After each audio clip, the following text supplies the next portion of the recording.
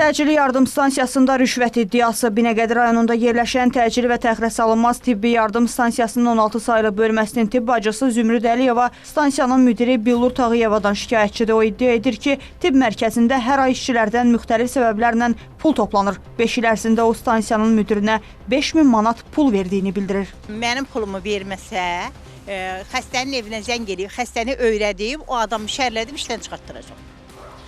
Mənim 5000 manat pulumu alıbdı. Ayda bax, fonda pul veririk, hamımız veririk. Heç kəs də qorxusundan hamını hədəliyib, heç kəs də qorxusundan demir.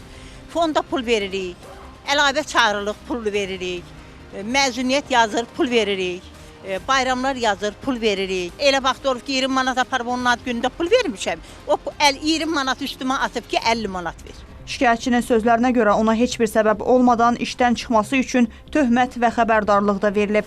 Billur xanım cəmaata bütün kollektivi məlumatlandıraraq deyib ki, Cəlalov Mirələmin qərarıdır, hamı qol çəkməlidir, mənə töhmət verib sonra da işdən çıxartmağa. Bir xəbərdarlıq, bir töhmət verilibdir. İkinci töhmətə hazırlaşırdılar, xəstələri örgədib mənim üstümə. Güya xəstə məndən şikayət edib.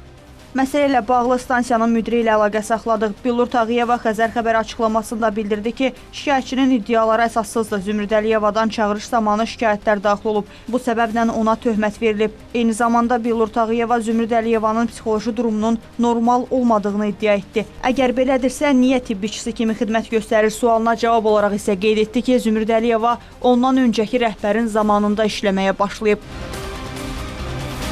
Məsələ ilə bağlı təbibə də müraciət etdi. Qurumdan Xəzər xəbərə bildirildi ki, Binəqədi təcili tibbi yardım stansiyasının əməkdaşı Əliyeva Zümrüd tərəfindən müvafiq iddialarla hüquq mühafizə orqanlarına şikayət edilib. Aparılan araşdırma və yoxlama nəticəsində şikayətdə göstərilən iddiaların əsassız olduğu müəyyən edilib və təsdiqini tapmayıb. Minaya Zaman, Səbuhi Mustafayev, Xəzər xəbər.